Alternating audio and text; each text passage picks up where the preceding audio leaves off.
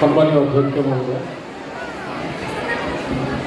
পৰিচালনা সমিতিৰ সম্মানীয় সচিব ডক্টৰ নাৰায়ণ শৰ্মা ছাৰ, শৈক্ষিক বিষয়া গোস্বামী ছাৰ, আৰু আজিৰ দিনটোৰ আমাৰ জাতীয় বিদ্যালয়ৰ পৰিয়ালৰ অন্যতম আপোন ব্যক্তি শ্ৰীযুত ৰমেন চৌধুৰী ডাঙৰীয়া, প্ৰমুখ্যে সন্মানীয় শিক্ষক শিক্ষয়িত্ৰীসকল, কৰ্মচাৰীসকল, মৰমৰ ছাত্ৰ ছাত্ৰীসকল, আমি এই মুহূৰ্তত যিসকল মানুহ থিয় হৈছে ইয়াত, আমাক তোমালোকে ছাৰ বাইদেউ বুলি কোৱা, সন্দেহ ধৈৰ্য ধৰি থাকা। এইভাবে কৈছোঁ যে তোমালোকে যে কৰি থকা কাৰ্যসূচীবোৰ আমাৰো মন যায়, কিন্তু আমাৰ দৈনন্দিন ব্যস্ততা বেছি বুলিয়ে কৈছোঁ বাৰু। তাৰ মাজত আখৰা কৰাৰ সময়বোৰ আমি কিমানকৈ নাপাওঁ, কিন্তু এই যে তোমালোকৰ সৈতে একেখন মঞ্চতে আমি উঠিবলৈ পাইছোঁ বা আমি উঠিব বিচাৰিছোঁ, সেইটোৱে আমাৰ মূল কথা। আৰু আমাৰ অতি শ্ৰদ্ধাৰ ৰমেন দা ইয়াতে আছে। ৰমেন দা ভুল ত্ৰুটি মাৰ্জনা কৰিব আগতে কৈ লৈছোঁ। আমি সকলোকৈ সেৱা জনাইছোঁ। আজি যিজন মহাপুৰুষৰ বাবে আমি সমবেত হৈছোঁ, যাৰ নাম বিষ্ণুপ্ৰসাদ ৰাভা, যাক কলাগুৰু বুলি কোৱা হয়, কমৰেড বুলি কোৱা হয়, সৈনিক শিল্পী বিষ্ণুপ্ৰসাদ ৰাভা বুলি কোৱা হয়। আমি তেওঁলৈ প্ৰণিপাত জনাইছোঁ। 31 জানুৱাৰী 1909 চন, উজলা সুফলা শস্য শ্যামলা, নদ নদী জান জুৰি হাবি বননি, নানা জাতি জনগোষ্ঠীৰে পৰিপূৰ্ণ এই অসমীয়াৰ এজন শ্ৰেষ্ঠতম পুত্ৰই জন্মগ্ৰহণ কৰিলে এই ভূখণ্ডত, যাৰ নাম বিষ্ণুপ্ৰসাদ ৰাভা। পিতৃ গোপাল চন্দ্ৰ ৰাভা আৰু মাতৃ দেৱীকলা ৰাভা। কলাগুৰু বিষ্ণুপ্ৰসাদ ৰাভা, কমৰেড বিষ্ণুপ্ৰসাদ ৰাভা, সৈনিক শিল্পী বিষ্ণুপ্ৰসাদ ৰাভা। মহাপুৰুষ শ্ৰীমন্ত শংকৰদেৱে তেওঁৰ জীৱনকালত যদি বিষ্ণুপ্ৰসাদ ৰাভাদেৱক লগ পালেহেঁতেন, আমি যুক্তি সহকাৰে ভাবিব পাৰোঁ যে মহাপুৰুষ মাধৱদেৱৰ সৈতে একেলগে তেখেতকো বৰাৰ পো বুলি ক'লেহেঁতেন, নাম এটা দিলেহেঁতেন, যিটো মাধৱপুৰুষক দিছিল বৰাৰ পো। সেইজনৰ যি জীৱন, তেওঁৰ কৰ্মৰাজি, এজন সৰ্বাংগ পূৰ্ণাংগ মহাপুৰুষ বিষ্ণুপ্ৰসাদ ৰাভা। অসমীয়া জাতিৰ বৈভৱ নাইবা অভাৱ, আশা নাইবা দুৰ্ভাৱনা, শক্তি নাইবা দুৰ্বলতা, সাতুৰঙী ৰামধনুৰ স্বৰূপ কোনোবাই যদি মৰ্মে অনুভৱ কৰিব পাৰিছিল, সেয়া আছিল বিষ্ণুপ্ৰসাদ ৰাভা। আজি 20 জুন তাৰিখে এই মহাপুৰুষজনৰ মহাপ্ৰয়াণৰ দিন আমি আয়োজন কৰিছোঁ বিষ্ণুপ্ৰসাদ ৰাভা দিৱস। আৰু আমাৰ শ্ৰদ্ধাৰ্ঘ্য যাচিছোঁ এইদৰে, আজি মন্দিৰৰ দুৱাৰ খোলা, আজি মন্দিৰৰ দুৱাৰ খোলা।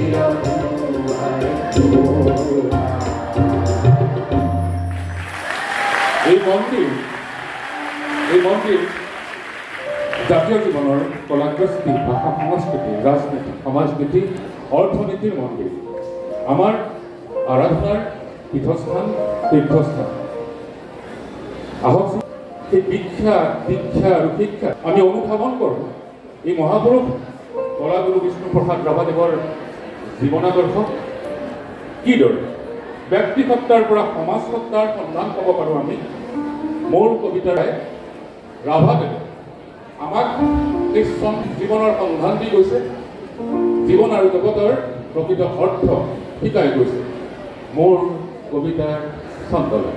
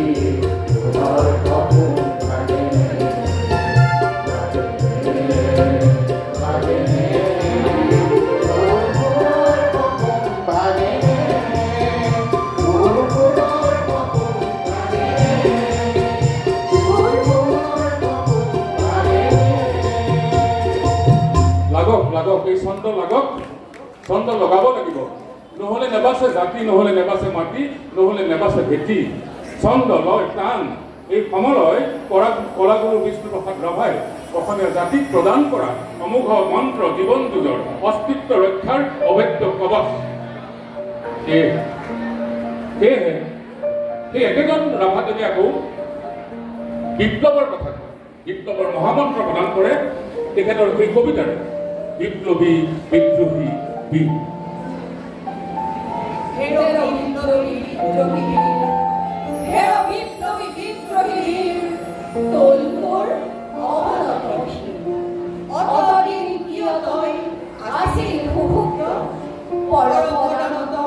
নিৰ্যাতিত নিপীড়িত দলিত আজি এই নতুন যুগত সবাই জাগ্ৰত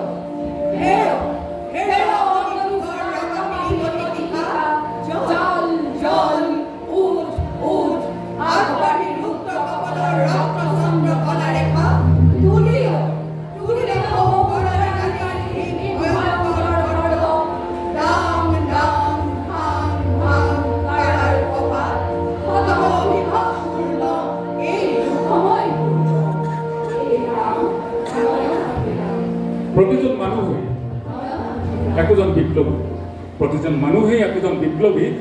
বিপ্লৱে কয় কি কয়? বিপ্লৱে কয় সমাজ বিৱৰ্তনৰ কথা, অন্যায়ৰ বিৰুদ্ধে সংগ্ৰামৰ কথা। প্ৰতিগৰাকী মানুহৰ মনত থাকে এই বিপ্লৱী সত্তা, যদি থাকে তেওঁৰ সততা, সাধুতা, সাহস, নিস্বাৰ্থ প্ৰবৃত্তি। ৰাভাদেৱৰ আছিল সেই সকলোবোৰ গুণ। আকৌ কবিতাই কয়, তই সত্য সাঁচি নৱব্যূহ ৰচি অৰ্জুনৰ বিজয়ী গান্ধী বাহুৰ বলেৰে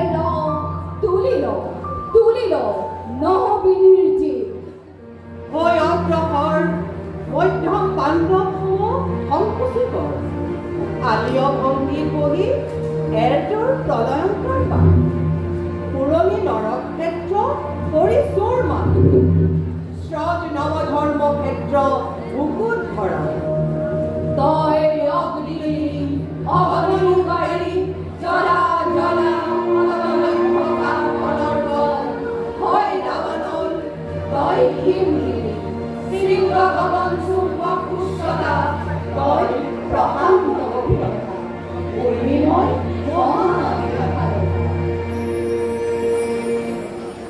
এফালে বন্দুক এখন, আনখন হাতত কলম। সৈনিক শিল্পী বিষ্ণুৰাভাৰ এই স্বৰূপ, এই যি ৰূপ, সেই ৰূপটো পৃথিৱীৰ সাম্প্ৰতিক ইতিহাসত আৰু ক'ত আছে ভাবিবলৈ তুলনা কৰা হয় চে গুহাভাৰাৰ সৈতে। সেই চে গুহাভাৰা যিজনৰ আন এটা সংস্কৰণ বিষ্ণুপ্ৰসাদ ৰাভাদেৱ, যিজনে এফালে শিল্প চৰ্চা, জীৱন চৰ্চা, আনফালে মানুহৰ মুক্তিৰ গান, মুক্তিৰ সন্ধান, এই দুয়োটা কথাতে তেওঁ এনেকৈ সম্পৃক্ত হৈছিল, এনেকৈ নিজৰ জীৱনটো সজাই লৈ গৈছিল, মানুহে বিচাৰি পাইছিল মুক্তিৰ পথ। আৰু সেইজন মানুহে ইমান কোমল হ'ব পাৰে, যিদৰে কোমল হয় নাহৰ ফুল, তগৰ ফুল, কপৌ ফুল। নাহৰ ফুলে দেখুৱাই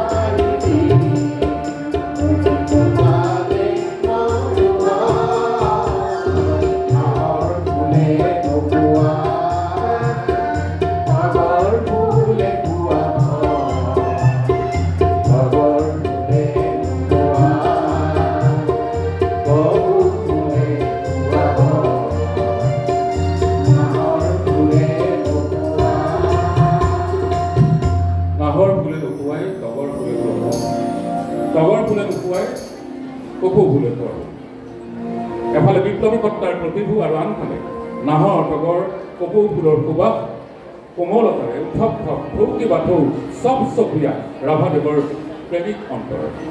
সেই প্ৰেম ক্ষুদ্ৰ ব্যক্তিবাদী নহয়, সেয়া মানুহৰ প্ৰেম, জগতৰ প্ৰেম, জীৱনৰ প্ৰেম। এয়াই সৈনিক শিল্পী বিষ্ণুপ্ৰসাদ ৰাভা। আহকচোন তেখেতৰ আন এটি কবিতাৰ ফালে আমি আগবাঢ়ো। আই মোৰ ভাৰতী জননী, ভাৰতী জননী, লখিমী দুখনী, ভাৰতবাসীৰ হৃদয়ৰে ৰাণী, মোৰ পৰাণৰ, মোৰ জীৱনৰ চেনেহী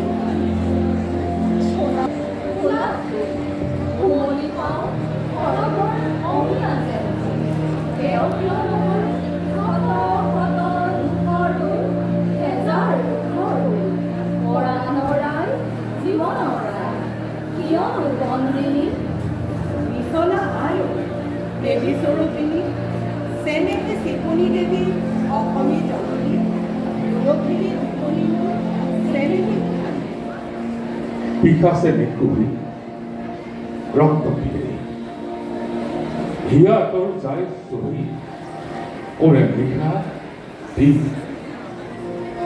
সৌ ধনৰে খকুৱা জননীৰে তেজ দিয়া ৰক্তে ৰঙচুৱা কৰে তোক কবি কিন ভাবি নমুকতি অসমী তাহানি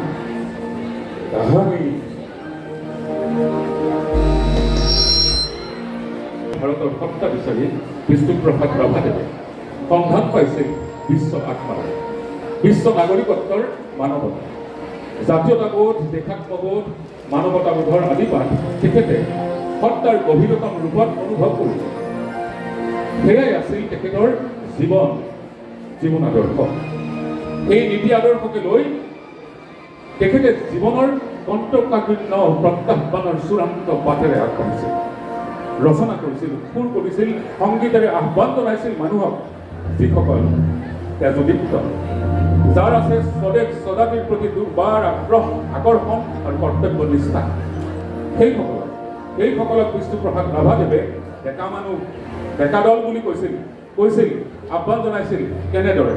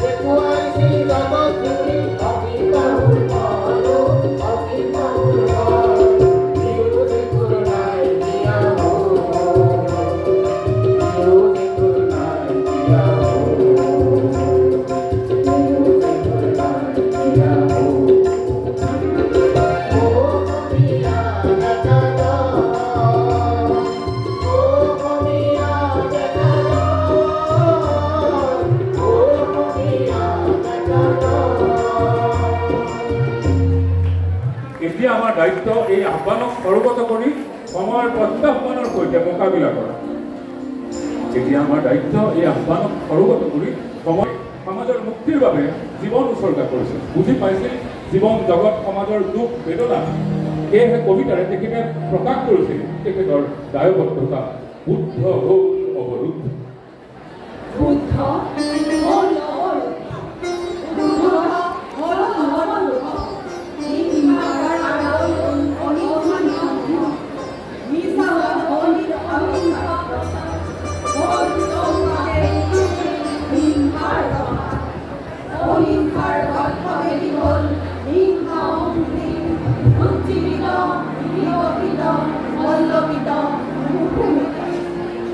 স্বাৰ্থযোগ অন্ধ ধনী মানি জমিদাৰ যোগী হ'ল যান্ত্ৰিকতা দেশক পোষক ধনতান্ত্ৰিকতা পিন্ধি মুখা অহিংসা চলালে নতুন ৰং প্ৰতিযোগিতা পিন্ধি মুখা অহিংসাৰ চলালে নতুন ৰং প্ৰতিযোগিতা মহাৰণ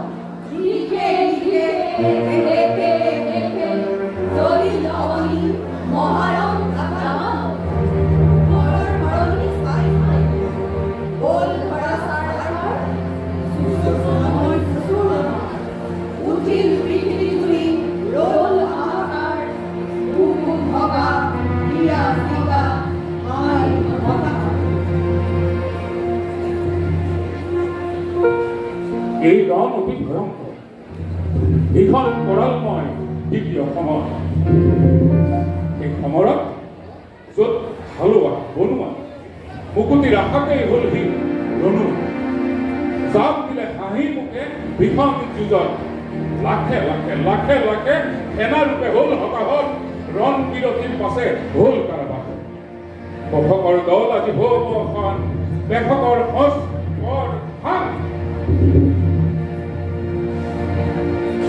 একেদৰে জাতিসত্তাৰ প্ৰকৃত স্বৰূপ সেই স্বৰূপৰ সন্ধান পাইছিল তেওঁ সৰ্বহাৰা মানুহৰ বুকুৰ ধপধপনিত ৰণুৱা বনোৱা কৃষক জনতাৰ মুক্তি উন্নতি সুখ সমৃদ্ধিৰ হকে তেখেতে গ্ৰহণ কৰিছিল আজীৱন ৰণ কৰাৰ পথ সেয়েহে গীতেৰে আহ্বান জনাইছিল উদগ্ৰ আহ্বান বল বল বল কৃষক শক্তি দল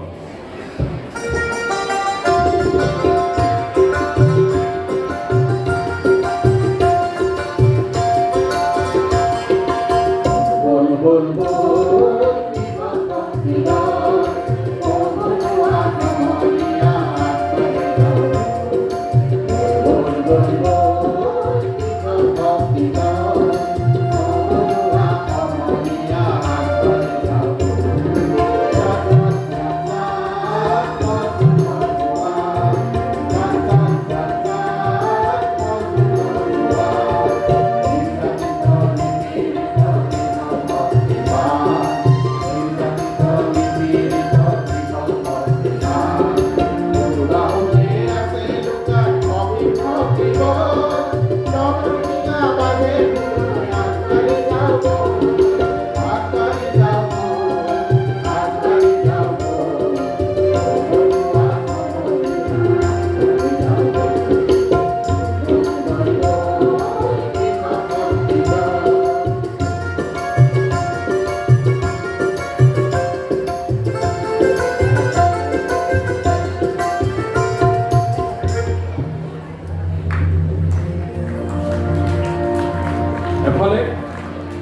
এফালে কৃষক ৰণুৱা বনোৱাৰ প্ৰতি আহ্বান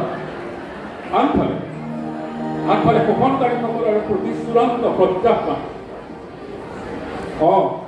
যদি প্ৰয়োজন হয় জনতাৰ মুক্তিৰ স্বাৰ্থত ভাঙি পেলাব লাগিব শোষণক্ৰান্তৰ পৰিকাঠামো সেয়েহে ৰামাদেৱে লিখিছিল সেই অমোঘ কাব্য মন্ত্ৰ ভাং ভাং ভাং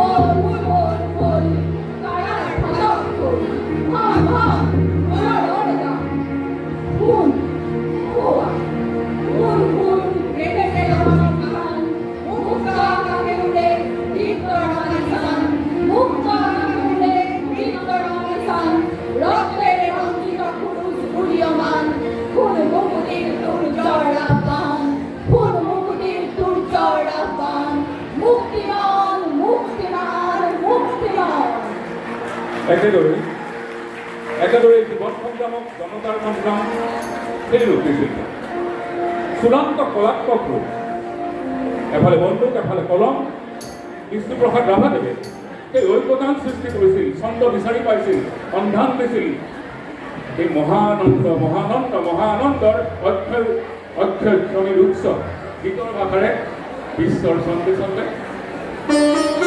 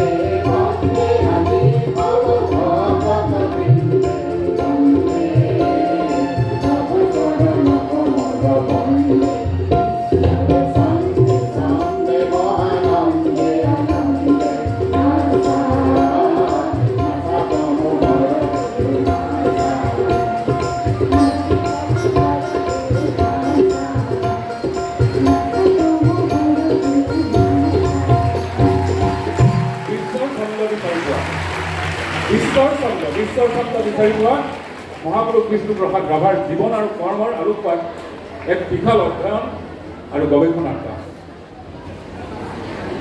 মৰমৰ ছাত্ৰ ছাত্ৰীবোৰ, আজি আমাৰ যিজন অতিথি বুলি আজিৰ দিনটোৰ অতিথি শ্ৰীযুত ৰমেন চৌধুৰী ডাঙৰীয়াই তেখেতৰ জীৱনৰ এক বিশাল দিশ উন্মোচন কৰিছে। তেখেতে ৰাভাদেৱৰ সান্নিধ্য লাভ কৰিছে। আমি সেই অনুভৱটো লওঁচোন। গৱেষণা অধ্যয়ন এইবোৰতো কৰিব লাগিব, কিন্তু প্ৰথমে অনুভৱটো ল'ব লাগিব। ৰাভাদেৱৰ অনুভৱ মানুহ সম্পৰ্কে, মাটি সম্পৰ্কে, জাতি সম্পৰ্কে, ভাষা কলা কৃষ্টি সম্পৰ্কে তেখেতৰ অনুভৱ, প্ৰথম অনুভৱেই হওকচোন। আমাৰ এয়া এক বিনম্ৰ প্ৰয়াস। সংগীত, কবিতা, গদ্য, নাটক, অভিনয়, চিনেমা, গণসংগ্ৰামৰ মাজত ৰাভাদেৱৰ ব্যক্তিত্ব হিমালয়ৰ দৰে সুউচ্চ, সুবিশাল। আহকচোন এখেতৰ নাটকৰ কিছু সংলাপ আমি শুনো। এয়া শকুন্তলা নাটকৰ কিয়দাংশ। ৰবা সখী, শকুন্তলে ৰবা। প্ৰিয়ম্বদে, যাৰ এনে ফুলকমলীয়া তনু, সেই তনু জানো এনে জলসেচনত শোভা পায়? কি নহয়, পিতাৰ আদেশ যেতিয়া পালন কৰিবইতো লাগিব। সেইকাৰণে বোধ কৰোঁ কৰ্ণপিতাই তোমাতকৈ আশ্ৰম তৰুকহে বেছি ভাল পায়। নহ'লে নৱমালিকা কুসুমৰ দৰে কোমলীয়া পাহিহেন লবনো সখীক এনে কামত নিযুক্ত কৰেনে? তুমি ভুল বুজিছা সখী। কেৱল পিতাৰ আদেশতে নহয়, মই সিঁচিছোঁ মোৰ হিয়াৰ ভাই ভনী তৰুলতাৰ প্ৰতি মোৰ অপৰিসীম চেনেহৰ ৰাশি। সেইকাৰণে অনসূয়া সখীয়ে কয়, আমাৰ সখী শকুন্তলাৰ হিয়াখন হৃদয় জানো সৰগৰ চেনেহ ভৰা সফুৰা। কি? সঁচাকৈয়ে সৰগৰ চেনেহ ভৰা সফুৰা হৈছে সখী। এনে শলাগৰ পন্থী আৰু নজনা মোক দেইবুৰি নামাৰিবা সখী। এই বন্তি শলা জানো তোমাক দেইবুৰি মাৰিবলৈ? তেন্তেনো কি? তাৰ পোহৰৰ জিলিকনিৰে তোমাৰ অপৰূপ ৰূপৰ জেউতি চৰাবলৈ। সখী, সখী, কি সখী? কিনো সখী? ভগৱাৰ তৰু কোমলীয়া থেৰু কুহি কুহি পাতবোৰে মলয়াৰ বাপাৰ শালি জালি থেউদি মোক কেনেকৈ মাতিছে। মই যাওঁ সখী। ক'লৈ যাবা সখী? ৰবা, দেখা নাইনে তুমি কাষ চাপতে সৌ মুক্তিলতা জপিয়ে সেই সহকাৰ তৰুৰূপা কেনেকৈ আকোৱাল মাৰি ধৰিছে? সঁচাইনে সখী? বাৰু নাযাওঁ দিয়া তেন্তে। সখী, সখী, সেয়া কি সখী? আশ্ৰমৰ ৰূপহী ফুলপাহীৰ মৌৰস দিবলৈ কোনোবা ভ্ৰমৰৰ আকুল গুঞ্জন। এয়া আছিল শকুন্তলা নাটকৰ কিয়দাংশ, এক ধৰণৰ নাট্যপাঠ।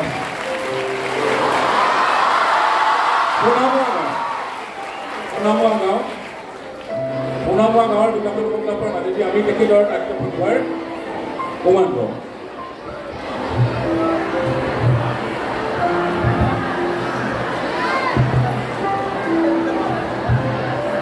ঘূৰ কলিকাল হ'ল, ঘূৰ কলিকাল হ'ল, ঘূৰ কলিকাল হ'ল। এই সংসাৰত কি লাগিল? কেও পিনে দেখোন চুৰে চুৰ। এই স্বাধীন ভাৰতত কি লাগিল? ক'তো শান্তি নাই, সুখ নাই। মৰণৰ শৰণ লোৱাৰ বাহিৰে মোৰ আৰু গতি নাই। বাইদেউ, এই বহকচোন, জোৰ লওক। খং কৰি একো লাভ নহয়। বহকচোন, বহকচোন। জোৰ ল'বলৈ শান্তিৰ মলয়াৰ বায়ে পাতি গোটেই সংসাৰত কেৱল স্বাধীনতাহে জ্বলিছে। কেও পিনে জুয়ে জুয়া য'তে ত'তে জুই আমনিহে আৰু। জোৰণি ঠাই আছে জানো? কিনো পঁচা যুগ আহিলে বোলো সেয়া এই বিয়াখন যে পাৰি দিনৰ গলা এই বুকুৰ অগনি নুমাবলৈ কিবা এটা যতন কৰিব নোৱাৰানে তুমি ইমান গেলা গেলা গোন্ধ এনে নৰকতো মানুহ থাকেনে থম থমকে কিয় ৰৈ আছা হে আজি একো নিদো বুলিয়ে ভাবিছা নেকি পাণ এটোপা যতন কৰি দিওঁতে ইমান সময় লাগেনে এনে আজি খাবলৈ নিদিয়ে চেপেটা মানুহটো মাৰিম বুলিয়ে ভাবিছা সোণামুৱা গাঁও নাটকৰ এটি সংলাপ যি নাটকৰ সংলাপৰ যোগেদি এক গাঁৱৰ এক যি সনাতন ছবি সেই ছবি আমি অনুভৱ কৰিব পাৰিছোঁ এইবাৰ এজেণ্টি মুলুক নাটকৰ আন এটি সংলাপৰ ফালে আমি আগবাঢ়ো নাটকৰ নাম এজেণ্টি মুলুক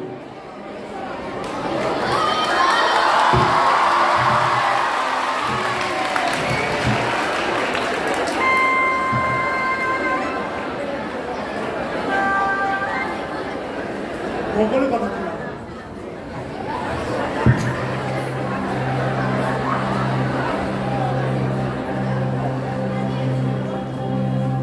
সকলো কথা শুনা নিজৰ ভাই ভাইৰ মাজত হাই কাজিয়া কৰিলে এতিয়া কৰ্তৃপক্ষই কি বুলি ভাবিব আমি ওচৰ চুবুৰীয়াৰ প্ৰতি আক্ৰমণ ভাৱ আনিলে আমাৰ নিজৰহে অনিষ্ট হ'ব গতিকে নাই আপোনালোকে মটকেই বোলক আহোমেই বোলক খামকেই বোলক তিৱাই বোলক কছাৰীয়েই বোলক এই আমাৰ মাজত থকা খাম খেয়ালিবোৰ আমি যদি আঁতৰাব নোৱাৰোঁ আৰু এই আমাৰ মাজত থকা খাম খেয়ালিবোৰ যদি আমি আঁতৰাই শত্ৰুপক্ষৰ আগত যদি এক হ'ব নোৱাৰোঁ তেতিয়াহ'লে এবৰ বেয়া কথা হ'ব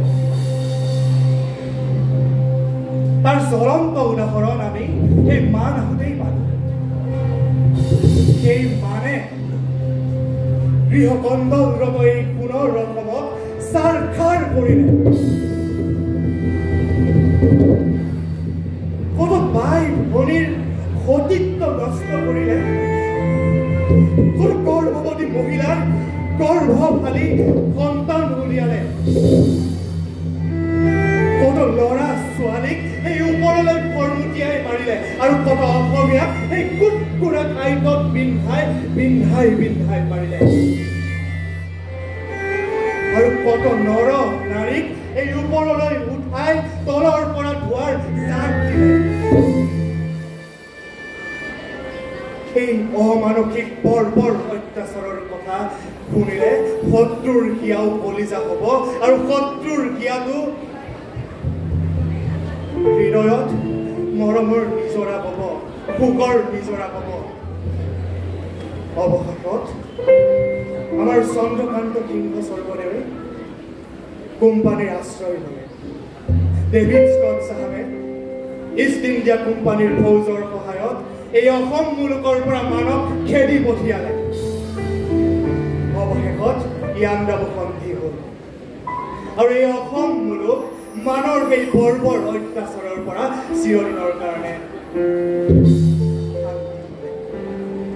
অৱশ্যে সেই হৰ্ষৰ বা ৰিচাৰ্ডৰ ফৌজৰ এই মণিৰামে পথ প্ৰদৰ্শক আছিল সেই বগা বঙালক বাদ দেখুৱাই দিয়া হ'লে আপোনাৰ বাবে হয়তো মোক ভুল বুজিব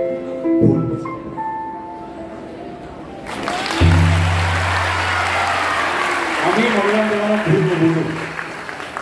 ভুল নুবুজো বিষ্ণুপ্ৰসাদ ৰাভাক সেয়া আছিল এজেণ্টি মুলুক নাটকৰ এটি সংলাপ পৰৱৰ্তী সংলাপ নাটকৰ নাম সপোন কোন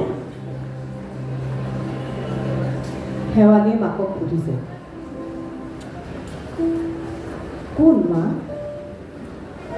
তাৰ নেতা তোমাৰ দেউতাৰ বীৰ দৰ্পে কংগ্ৰেছৰ জাতীয় পতাকালৈ আগবাঢ়ি যায় তেওঁ আহে চৰকাৰৰ পুলিচ মিলিটাৰী দিয়ে বাধা নামানি দেউতাৰৰ নেতৃত্বত মুক্তি পগলা স্বৰাজ কঢ়িয়া জনতা আগবাঢ়ি যায় লাঠিৰ কোব পৰে বন্দুকৰ খুন্দা ৰাইজৰ ওপৰত নিৰ্মম ভাৰে ধাৰাসাৰে পৰে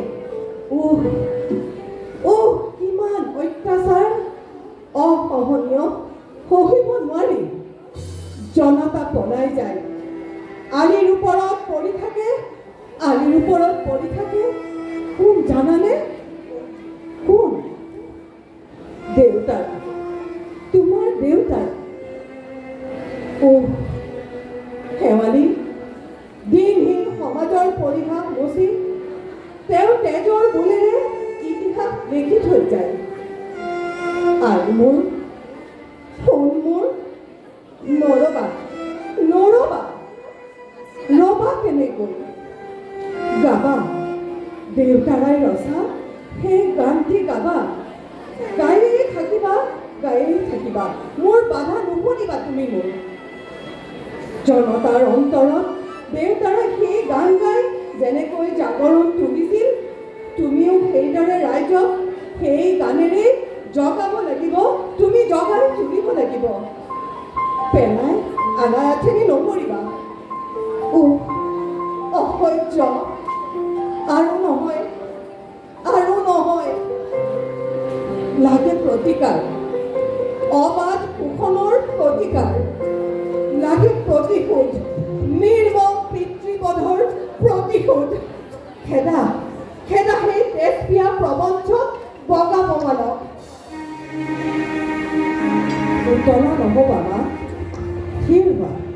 শুনা, দেউতাৰ সেই ভাবিলাস পূৰ্ণ হ'ল। তেওঁৰ অমৰ লিখনিৰ অমৰ ৰচনা ব্যৰ্থ নহ'ল। মৃত্যুৰে তেওঁ দলিতৰ সন্মান ফিৰাই আনিলে। পূৰ্ণ হ'ল, ব্যৰ্থ নহ'ল। কেনেকৈ শেৱালি? মা, কাইলৈ 15 আগষ্ট। আই অসমীৰ কাইলৈ ভাৰতীয় শৃংখলৰ বান্ধোনৰ পৰা মুকুতিৰ দিন।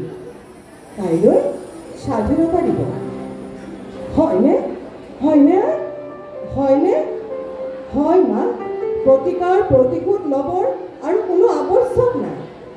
বগা বঙালক খেদিবৰো আৰু কোনো প্ৰয়োজন নাই। ইংৰাজে কাইলৈৰ পৰা ভাৰত ত্যাগ কৰিব। হা শেৱালি? শুন, সঁচা। জয় হিন্দ, জয় হিন্দ, জয় হিন্দ। এনেদৰে এক অখণ্ডনীয় অনিৰ্বচনীয় সুবিশাল ব্যক্তিত্ব কলাগুৰু কংগ্ৰেছ সৈনিকী বিষ্ণুপ্ৰসাদ ৰাভাদেৱে মানুহ জাতি দেশক প্ৰদান কৰি গ'ল জীয়াই থকাৰ মহামন্ত্ৰ সংগ্ৰামৰ আদৰ্শ। 1969 চন 20 জুন অসমীয়া জাতীয় এক কৰুণতম দিন, যিটো দিনত বিষ্ণুপ্ৰসাদ ৰাভাদেৱে নশ্বৰ দেশ ত্যাগ কৰে। তেখেতে কায়িক দেশ ত্যাগ কৰি হয়তো গুচি গ'ল, কিন্তু অসমীয়া মানুহৰ চেতনাৰ স্ৰোত, অসমীয়া মানুহৰ সংগ্ৰামী সত্তা, অসমীয়া মানুহৰ জাতিসত্তাৰ পৰিচয় কিমান ভাল পাব পাৰি এই মাটি মানুহ আকাশক, এই অসমীয়া আইক কোনোবাই যদি শিকিব খোজে শিকিব পাৰে বিষ্ণুপ্ৰসাদ ৰাভাদেৱৰ পৰা। আমি তেখেতৰ যি শেষ গান বুলি কোৱা হয়, সেই শেষ গানেই জাতিটোৰ আৰম্ভণি গীত হওক। এই মোৰ শেষ গান, এই মোৰ শেষ গান।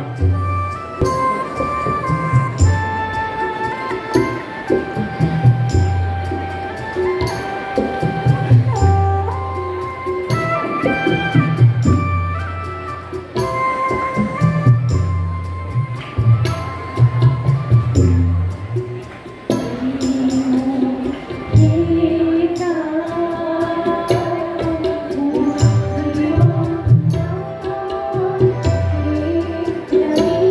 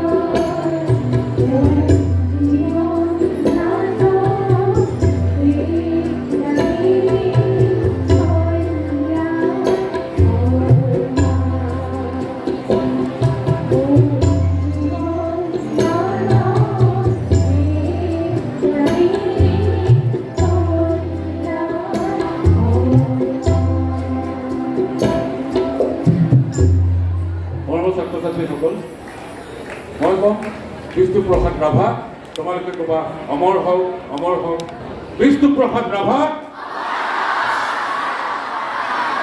বিষ্ণুপ্ৰসাদ ৰাভা ইয়াতে সামৰিছোঁ আমাৰ ভুল খুটিৰ বাবে মাৰ্চে